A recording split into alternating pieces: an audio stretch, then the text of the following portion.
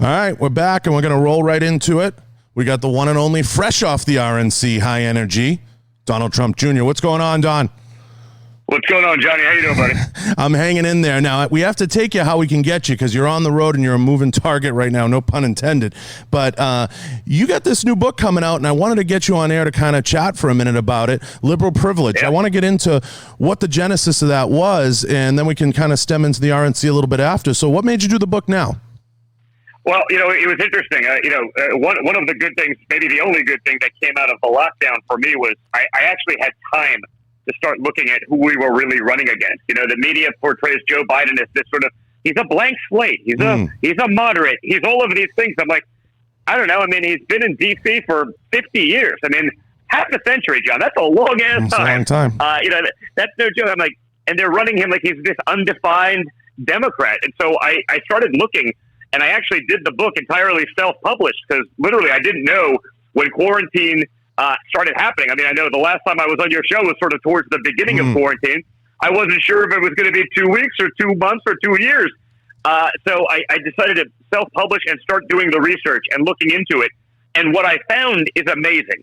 What I found is so much information that is not covered by the media or just on purpose ignored by the media. I mean, things that would be totally disqualifying if they happened to Donald Trump. And you saw a little bit of that. We can talk about that when we get to the RNC DNC. Whether it's honestly his health record, that shouldn't be a surprise that no one's touching that when Joe Biden can't remember where he is 50% of the time. I literally interviewed one of the former White House doctors who was there while Joe Biden was there. Like, he went on the record, talking about, the decline that's so visible to him as a Navy Rear Admiral and a medical professional. And, he was the guy that also examined my father, and he was saying when he did the press conference about my father, it was like the scene from Dumb and Dumber. He's like, no, he's in good health. He's got incredible stamina. He's got incredible energy. But could he possibly die? Well, I guess anything's possible. So you're saying there's a chance, and you compare that and contrast that to Joe Biden, who's literally had 2 brain aneurysms that put him in a coma. 2. If you asked a doctor what one brain aneurysm was likely to do to someone, would it have permanent effects? It's almost 100% that they'd have permanent effects. You just say 2, it's almost impossible that there wouldn't be. And yet, when Joe Biden has these problems remembering where he is, confusing people, confusing the office he's running for, not remembering the thoughts that he's trying to do. You remember during the debates, he'd be like, he'd run on for 45 seconds to a minute, and then he'd go, I don't want to take any more time, so I'll let someone else answer. It's like, name a politician in history who cedes time during a debate and gives it back. It would be sad, John, if it wasn't so scary for our country. So I started putting this book together. It's called Liberal Privilege because, I get to hear a lot about privilege these days, every day, all day long, whether it's on social media, whether it's on regular media, and I'm certainly privileged. I've been really blessed. But the one thing no one talks about is liberal privilege, which is the ability to have things like that and have no coverage. It's the ability to flip-flop on every major decision you've ever made. It's the ability to have a terrible racial record but have the media totally ignore it. It's the ability to have a son like Hunter Biden, who took $1.5 billion from the Chinese government. For your average listener, John, when someone puts $1.5 billion into your fund, the typical fee structure of that is 2% management fee and a 20% of the profits you get. So assuming Hunter Biden is as smart as Joe Biden, let's just say there's 0 profits. 2% management fee on $1.5 billion is $30 million a year. It's not a conflict. You think Joe's going to be tough on China, whether it be with trade? He's already been weak with that, right? Between TPP and NAFTA and his push for China into the World Trade Organization, Joe Biden has destroyed more blue-collar, middle-class manufacturing jobs than probably any human being alive. Now, that's what happens when when you have never done these things in the real world. They talk about Joe Biden. He's moderate Joe from Scranton, Pennsylvania. Well, you're not a moderate if you're appointing Kamala Harris as your VP. She's got the most liberal record in the Senate. You're not a moderate, John, on an issue that you and I both care deeply about. You're not a moderate on the Second Amendment. If you're appointing Beto, hell yeah, I'll take your AR-15, O'Rourke, as your gun czar. you're not a moderate if you have the Bernie Sanders Joint Unity platform on your website, which is the Communist Manifesto of the new era, where he's going to tax the middle class $4 trillion to pay for a lot of things that don't go to benefit actual tax-paying Americans, but is this ultra liberal, radical, leftist agenda wish list that would destroy our economy. But man, I've been watching for months, and the media just nothing to see here. He's moderate Joe from Scranton. It's like, well, he left Scranton at 7. He moved to D.C. area. He's been an elected politician since his 20s. John, I don't know. You've worked with people. You've run businesses. I've heard of people that take a little while to warm up, but 50 years, a half a century. But now he's going to do it. I truly don't believe anyone is that dumb.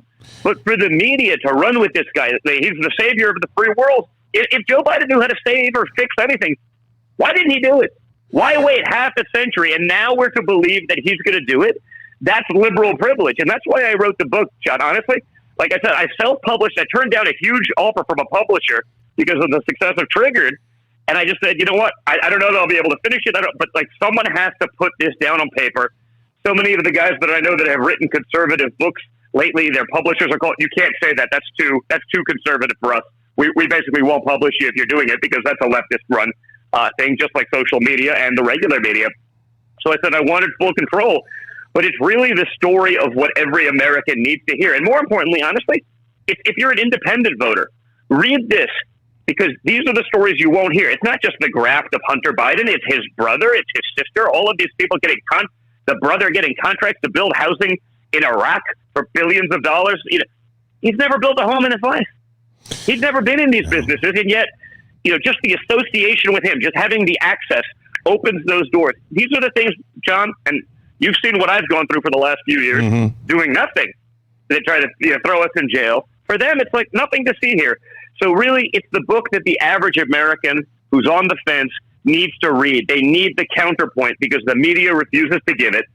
The media has abdicated their responsibility to sort of, be the arbiter of truth, to tell people both sides of the story.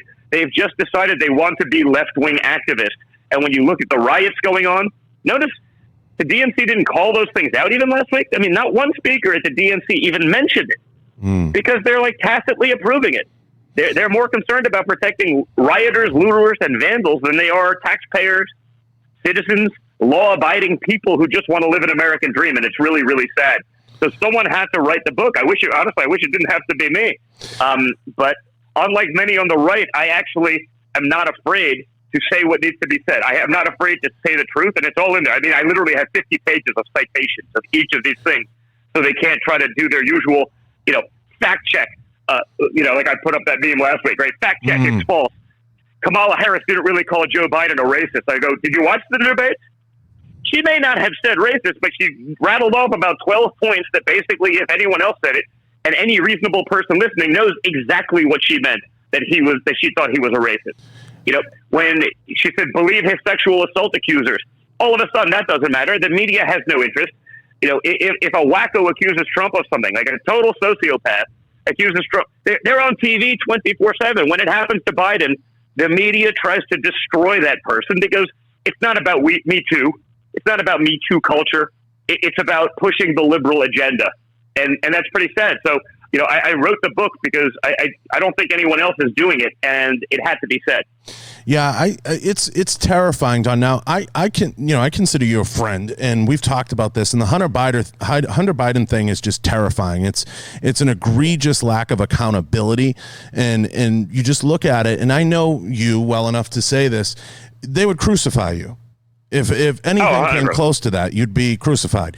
It's become one of these things that, I look at the whole scene of the election and everything that's going on, and I want to get your thoughts on this, as I don't know how people don't look at this, take a step back and see it for what it is. And I'm blown away that people would actually chew on some of the shit that comes out of CNN and MSNBC and some of the news. It blows my mind. I mean, it's comical when we look at the memes, and I know we all laugh and whatever, but like it's mind blowing that the average working person can't look at this from a distance and come up with the formula that they're using. I mean, not to say that there aren't people out there that are figuring it out, but it's terrifying to me that they can't. Well, the problem is this, man. You're somewhat into this. I'm all in, right, into politics. So I'm watching everything. I'm seeing everything. I'm watching both sides. The average person, they're working hard. They're trying to put some food on the table. They want to live a good life. They want to enjoy it. They want to be with their kids. They're consuming 5 minutes of news a day. But the problem is the news is 90-something% negative against Trump, regardless of what he does. I mean, 10 weeks ago, he signed a peace deal in the Middle East. First time in a quarter century. Yeah. I mean, nothing. They don't even talk about it. It's not even mentioned. I mean, yesterday I had an article written about me because I as you've seen, and you know why, because I'm the number 2 most threatened person in the government, after my father, in terms of under Secret Service protection. They do FOIA requests every day about my travel and this. It's like, well, I wish you've seen that. That I even sign off at times when it's like I don't need it or I'm going away or whatever. They write articles. Well, the Secret Service spent $3,000 on hotels on this trip that done. Fine. I wish I didn't have to have it. Hunter Biden has a Secret Service detail. They try to FOIA his records. The government doesn't even give those things. But if you put in a request on me, within about 3 seconds, you have a full answer. I mean, the bias is absolutely insane, and that's not just. And by the way, that I have a great relationship with the guys on my detail. So it's not the guys in the detail; it's the accountants and the bean counters that are part of this big government leftist BS. That we see so much of it. So we're playing a different game, John. We've been playing t-ball while the left has been playing hardball. Just look at the streets. Look at what's going on. And so for the average person. They're fine. They listen to 5 minutes of news a day, but it's all negative. They may not take the time to learn the truth. They may be buying that. That's why this election should be a no-brainer, right? Yeah. Again, if Joe Biden knew how to fix anything, why didn't he do it?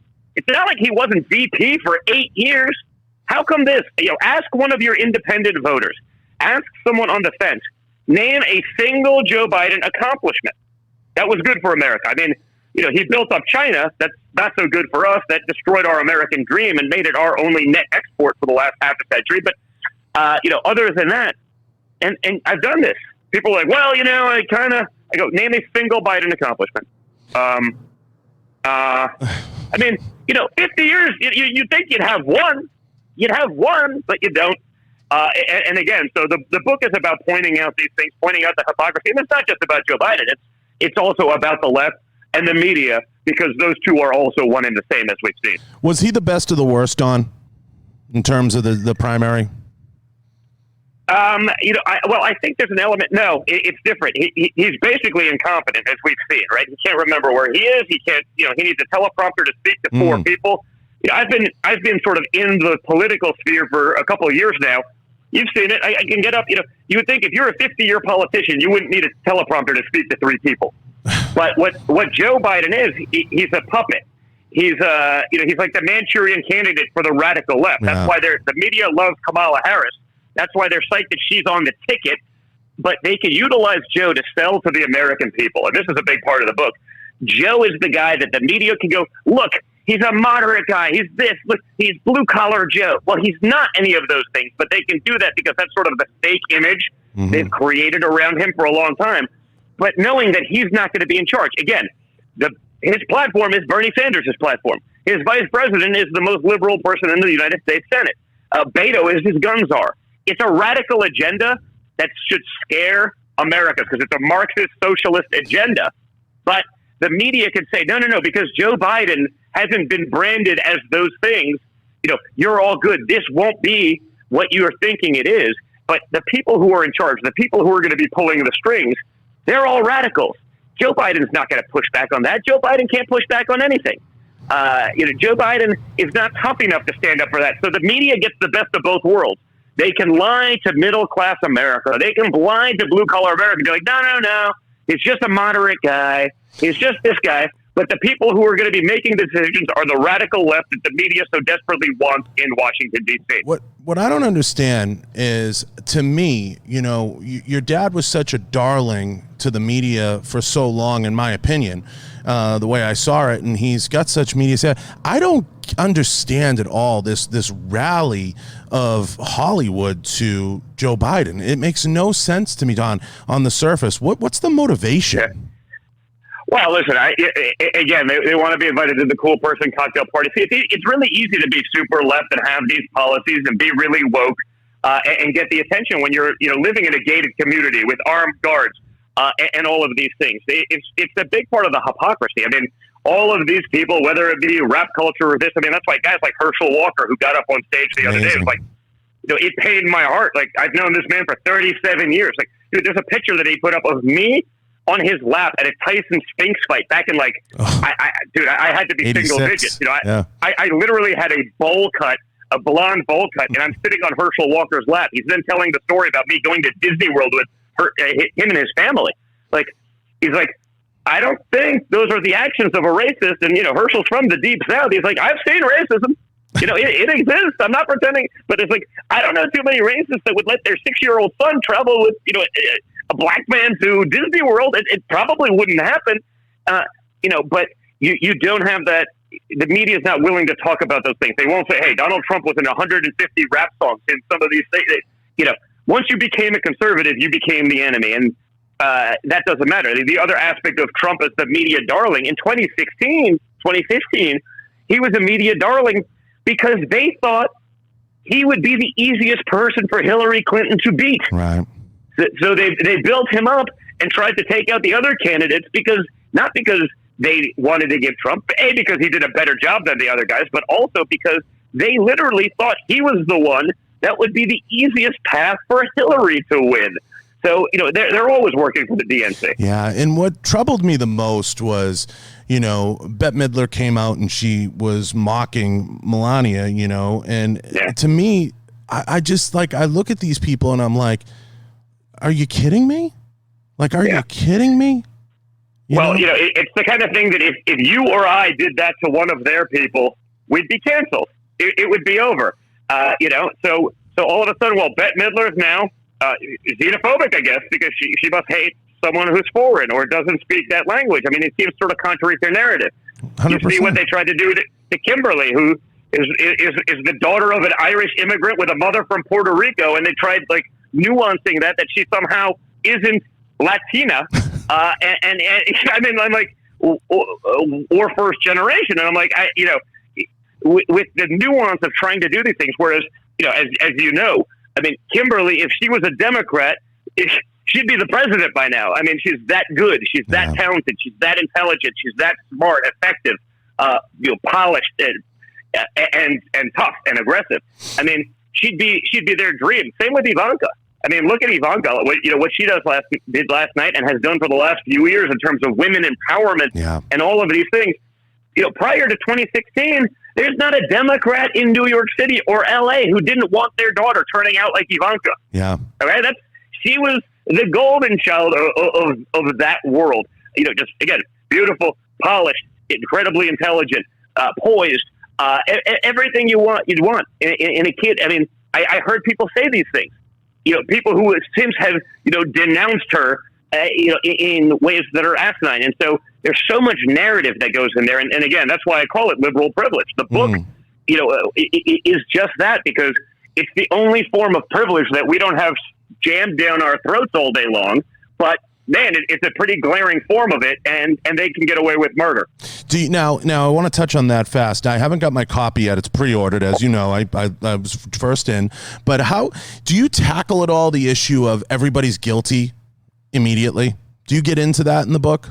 Yeah, no, I definitely get into sort of cancel culture. Yep. That's such a big thing that's going on. I've been pretty outspoken about that. And, hey, I've gotten to the point, I've been canceled so many times, it doesn't even matter at this point anymore. It's sort of freeing, which allows me to say these things. These are things that if other guys that didn't have perhaps the platform that I've been able to build, now I built that by fighting. I mean, there's a base for people who, there are followers for people, who are fighters, because they want to see someone not just roll over and die, not just concede to the left, not just give up your guns because the other side doesn't like them, even though they know nothing about them. There is a base for that, but so few people are willing to do that because they are afraid of getting canceled. I've been, and yet maybe it's because I have a big enough platform I can get away with it. But there's guys much bigger than me that are still manipulated and afraid of cancel culture. And it's a sad thing, but I think we do have to combat it. You see what's going on right now. You see what's going on in the streets. Rushing to conclusions, because a video is put up that's totally nondescript. No one gets any details. No one does anything, but that justifies burning down cities. Oh. You saw what they did to Rand Paul just the other night. Coming out of the White House, screaming about the woman who was shot, and incorrectly. I'm not saying that these things don't happen, but he's literally the person that signed the legislation. It's his bill to protect that kind of no-knock warrant from being asserted that allowed that young lady to be killed. He's the guy that signed that legislation, and these BLM rioters, activists, just radicals are screaming at him, say her name, as though he's not the number one champion in the United States government for the cause that they're supposedly representing. They don't even know it, because guess what, John? They're not actually real protesters. These people are organized. They're paid to be there. In many cases, they've been given gear. You see them talking in headpieces, as they have been for the last few months. Magically, pallets of bricks are being delivered to specified locations that are available online. I'm like, does anyone believe this crap anymore?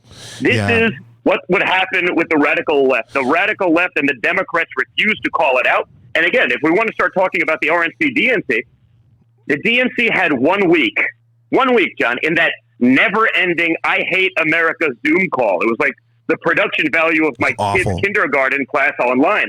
I guess ever since Harvey Weinstein went to prison, they just lost their flair for drama. It was painful. It was painful. But it represented nothing about America that actually exists. Basically, if you didn't hate every aspect of America, there's no place for you there.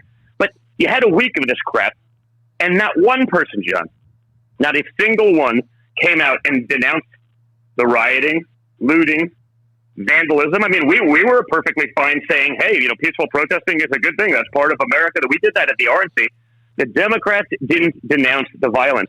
In many cases, it's like they're just tacitly ignoring it. How long it take the Wisconsin governor to accept reinforcements when their own local PDs are saying, hey, we need 750. We need 750 individuals. Governor says, no, we'll give you 250. Oh, what? It's not enough.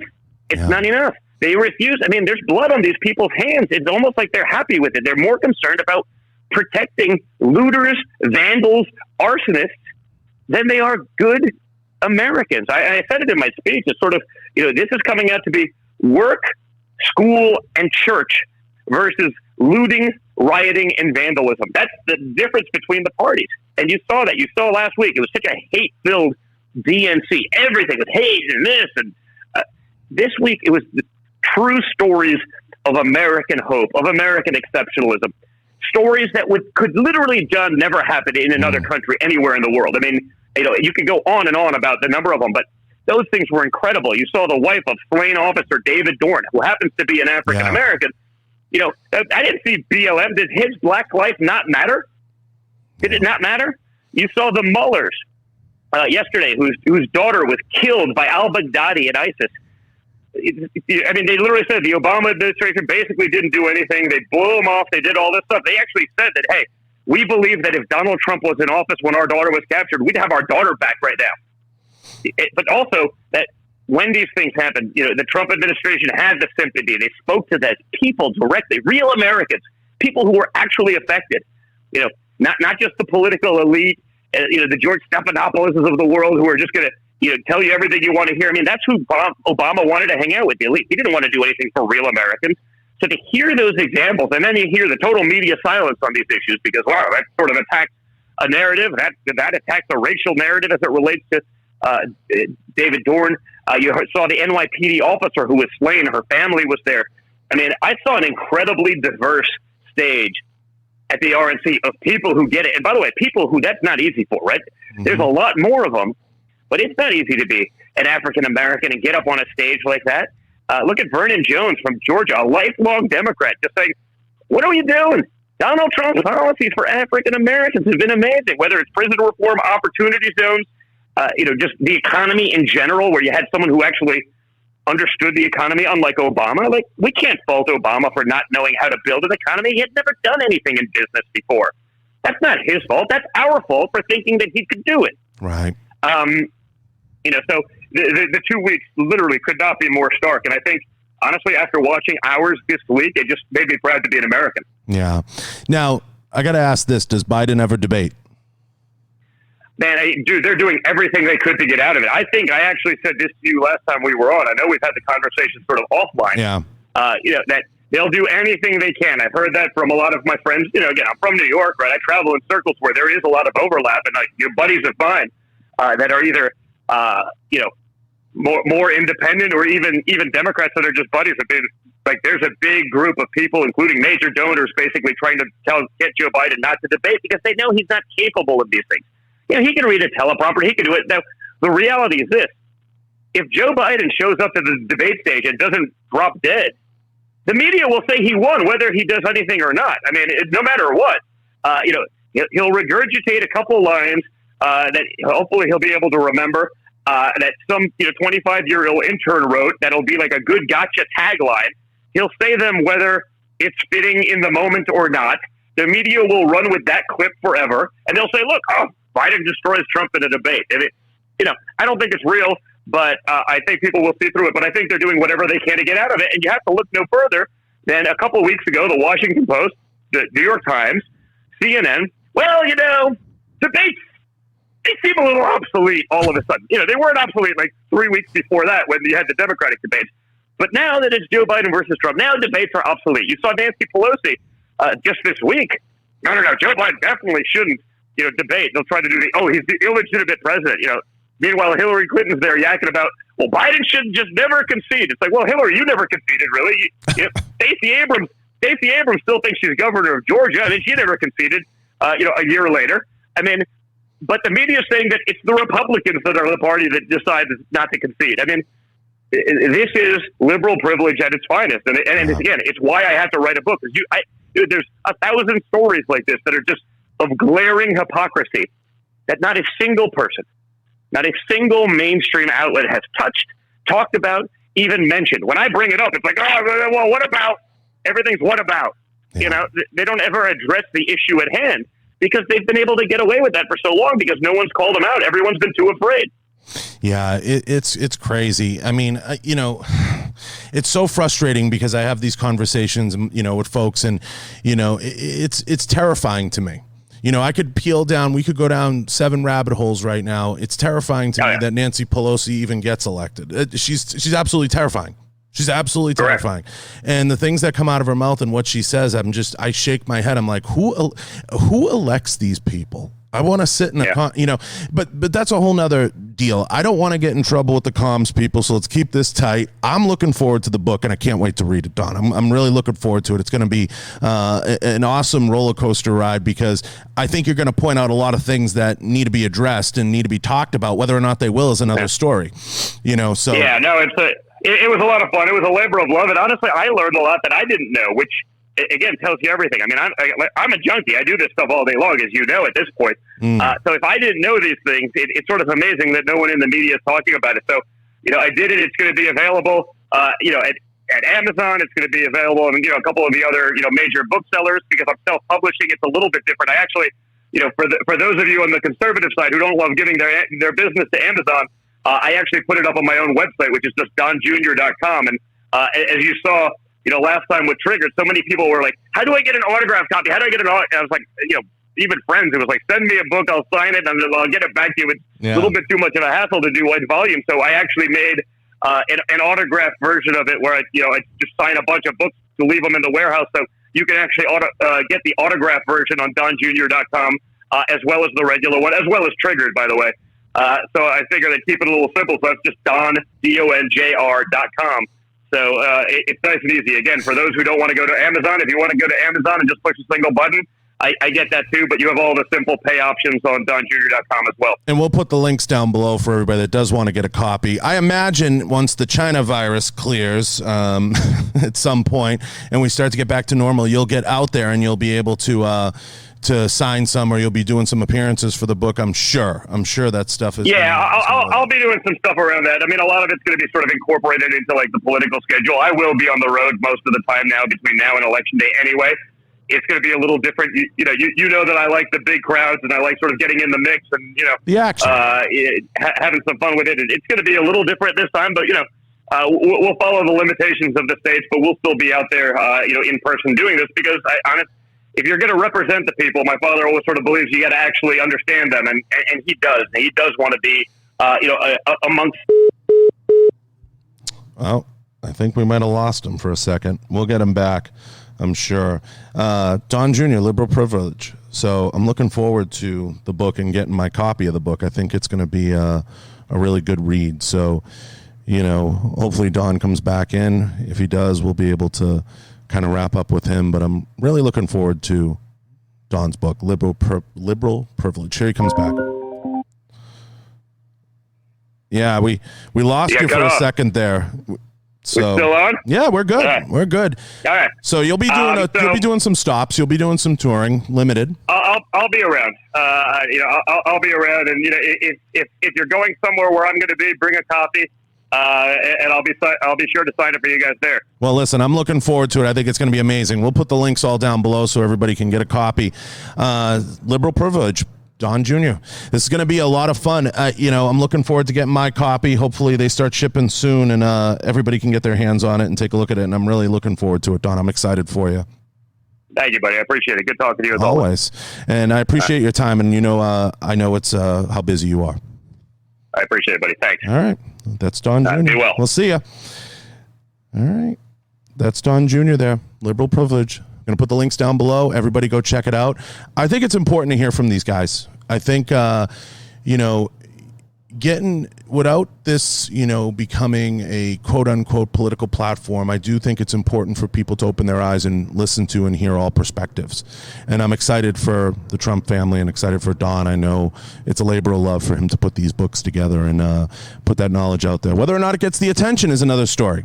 But to everybody listening, please go ahead and leave reviews. I want to thank all the sponsors really quick. Gallo Technologies, Rhino Metals, Galco Holsters, Blackwater Ammunition, Volquartsen Firearms. Shout out to Riton Optics and Kenzies Optics as well. Appreciate them. Appreciate everything, the First Family does.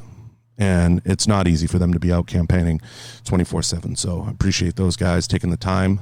Donald Trump Jr.